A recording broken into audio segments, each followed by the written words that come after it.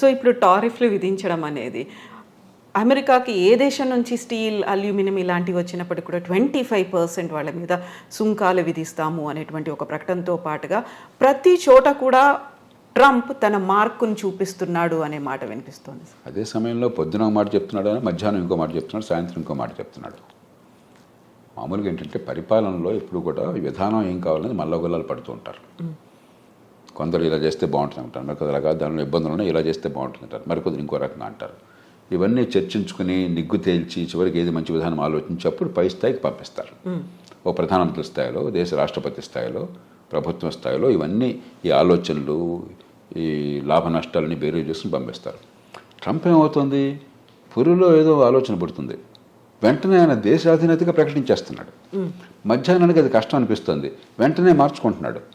పొద్దున్న ప్రకటించినప్పుడు ఆయన బృందం అంతా వైట్ హౌస్లో ఆయన కేబినెట్ మంత్రులు కానీ లేకపోతే ఆయన ఉన్నతాధికారులు కానీ మా నేచురల్గా నాయకుడు దేశాధినేత ఆదేశం ఇచ్చాడు కదా ఆయన సమర్థించాలా. మధ్యాహ్నం మాట మారుస్తున్నాడు, మళ్ళీ దీన్ని సమర్థించాలా. సాయంత్రం ఇంకో మాట చెప్తున్నాడు, మళ్ళీ దాన్ని సమర్థించాలా. అంటే ఒక తొగ్గలకి వ్యవహారంలాగా తయారవుతుంది.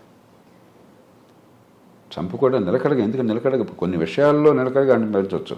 ఇమిగ్రెంట్స్ ఉండటానికి వెళ్ళలేదు, అక్రమంగా వచ్చినటువంటి ఇమిగ్రెంట్స్ ఉండటానికి వెళ్ళలేదు, అక్కడ కన్సిస్టెంట్గా ఉన్నాడు. మంచి చెడు పక్కన పెట్టండి.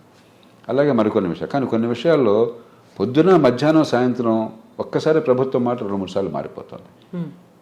అది ఏ దేశానికి మంచిది కాదు. విధానాలు లోతుగా ఆలోచించాలి, తొందరపడి నిర్ణయాలు చేయకూడదు, అన్ని రకాలుగా పూర్వాపరాలు పరిశీలించాలి. వినదగిన ఎవరు చెప్పినా అని చెప్పని మీరు ఏదనుకుంటున్నా దానికి వ్యతిరేకంగా చెప్పేవాళ్ళ మాట కూడా ఆలోచించి నిర్ణయం తీసుకోవాలి. తీసుకున్నాక నిలకడగా ఉండాలి. ఇప్పుడు ఆలోచించకుండా తొందరపడి నిర్ణయాలు, నిలకడ లేకుండా వెనక్కి వెళ్ళటం జరుగుతుంది.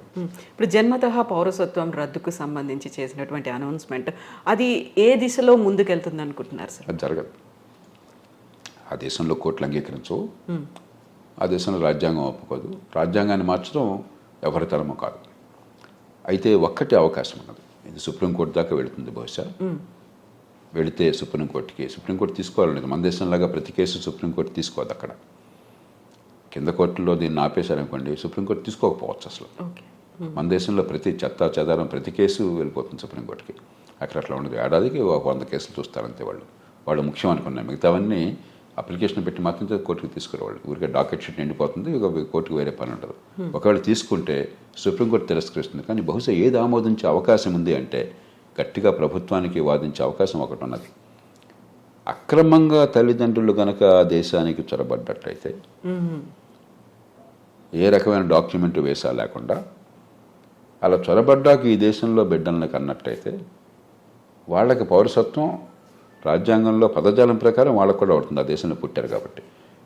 కానీ రెండో పార్ట్ పదజాలం మళ్ళీ కొంచెం సందిగ్ధంగా ఉంది.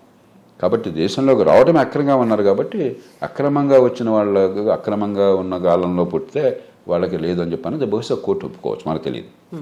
కాబట్టి భారతీయులకి ఇప్పుడు ఈ రకంగా అక్రమంగా వెళ్ళిన వాళ్ళకి ఇబ్బంది అవుతుంది. కానీ 195 మంది భారతీయులు ఈ దేశం నుంచి అమెరికా పోయేది చదువుకున్న వాళ్ళు, నైపుణ్యం ఉన్నవాళ్ళు, ఆ దేశంలోనే ఉన్నత విద్యను పొందిన వాళ్ళు చాలామంది, నైపుణ్యం వల్ల చాలా పూర్తిగా పద్ధతి ప్రకారం వీసా పొందిన వాళ్ళు. వాళ్ళకి ఎలాంటి ఇబ్బంది ఉండదు. మన ఊరికి అనవసరంగా కంగారు పడిపోయేది కొంపనిపోతే అనుకోవడం తప్ప నాకు 100కి వాళ్ళు ఏమాత్రం అనుమానం లేదు. కానీ అక్రమంగా చొరబడిన తల్లిదండ్రులకు పుట్టిన సంతానమైనట్లయితే సుప్రీంకోర్టు బహుశా వేరే స్టాండ్ తీసుకోవచ్చు. సార్, మీరు ఇప్పుడు 95% ప్రాపర్ మెథడ్లో వెళుతున్నారు అనుకున్నప్పుడు మిగతా 5%ని విమానాల్లో ఆ దేశాలకు పంపిస్తుంది. మన భారతదేశం వాళ్ళని ఎలా ట్రీట్ చేయాలి, ఏం చేయాలంటారు? అవగాహన కల్పించాలా? మళ్ళీ అవకాశం ఇప్పుడు ఈ దేశంలో 145 కోట్ల జనాభా ఉంది, 54 కోట్ల మంది పనిచేసేవాళ్ళు ఉన్నారు. దానిలో అత్యధికులు అసంఘటిత రంగం, రెక్కాడితే డొక్కాడిన వాళ్ళు, రేపు పొద్దున భోజనం ఎక్కడ దొరుకుతుంది తెలియని వాళ్ళు. కాబట్టి మన దేశంలో వాళ్ళేదో అక్రమ ఖర్చు పెట్టి అమెరికా వెళ్ళారు కాబట్టి వాళ్ళని ప్రత్యేకంగా నెత్తినెక్కించుకోవడం సాధ్యం కాదు. అందరి పౌరులతో సమానం. ఈ దేశంలో అందరికీ ఏ ప్రయత్నాలు చేయగలుగుతాం మనకున్న వనరులతో, మనకున్న పరిస్థితుల్లో, మనకున్న అవకాశాలతో ఆ ప్రయత్నాలు వాళ్ళకే చేస్తాం తప్పితే వీళ్ళని ప్రత్యేకంగా నెత్తిన పెట్టుకోవడం నేను చెప్పిన మాట రుచించకపోవచ్చు. ఎందుకంటే మన దేశంలో 2 రోజులు కొంచెం ప్రచారంలోకి వస్తే అది ప్రపంచంలో మోస్ట్ ఇంపార్టెంట్ ఇష్యూ. అంటే భారతదేశంలో ఈ కోట్ల మంది భవిష్యత్తు అక్కర్లేదా మనకి? కాబట్టి ఖచ్చితంగా ఈ దేశంలో ఉన్న మేరకు ఆ పరిస్థితులను బట్టి అవకాశాలు ఉంటాయి. అక్కడి నుంచి వచ్చేవాళ్ళు మరి ఇంకోటి గమనించండి, అత్యధికులు లక్షలాది రూపాయలు ఖర్చు పెట్టి వెళ్ళిన వాళ్ళు. కాబట్టి వాళ్ళు కొంత సొంతంగా బతకగల వాళ్ళు, బతకలేని వాళ్ళు కాదు.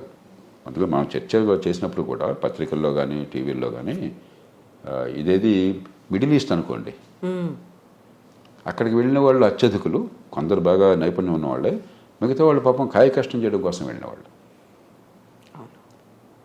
అది ఇది ఒకటి కాదు. అంచేత మనం ఖచ్చితంగా సానుభూతి చూపెట్టాలి, అంతేగాని మిగతా అన్ని వదిలేసి వీళ్ళ కోసం ప్రత్యేకంగా ప్రభుత్వాలు చేయమంటే మిగతా ప్రజలంతా ఏంటి? ఈ దేశంలో ఒక భేద దేశం, కోటాను కోట్ల మంది అసంఘటితంగా ఉన్నారు. 185-90 మంది నెల జీతం లేనటువంటి కష్టపడి పనిచేస్తున్న వాళ్ళు, రెక్కాడి దగ్గర డొక్కాడిన వాళ్ళు. అందరి సంగతి పట్టించుకోవాలి ప్రభుత్వం, అందరితో పాటు తప్ప అందరికంటే ఎక్కువగా నెత్తిన పెట్టుకోవడం సాధ్యమూ కాదు, అవసరమూ లేదు. సో ఇప్పుడు మోదీ విజిట్ అనేది ఉంది సార్, రెండోసారి మా రాష్ట్రపతి అయిన తర్వాత వెరీ ఫస్ట్ టైం మీట్ అనేది ఉంది. ఏం జరుగుతుంది సార్, ఏమేమి ఎక్స్పెక్ట్ చేయొచ్చు మనం? ఇప్పుడు 3 విషయాలు. ఒకటి,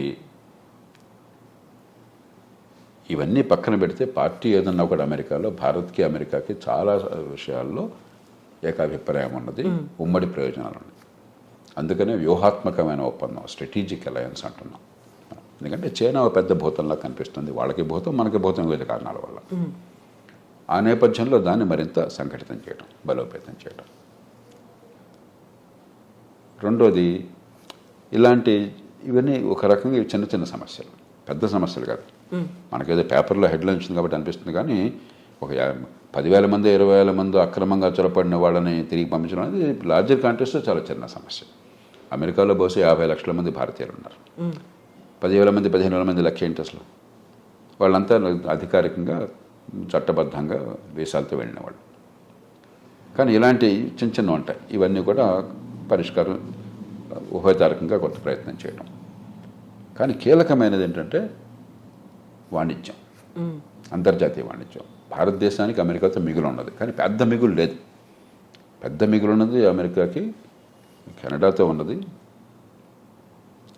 అంతకంటే ఎక్కువ మెక్సికోతో ఉన్నది, చైనాతో, మెక్సికోతో, కెనడాతో ఉన్నది.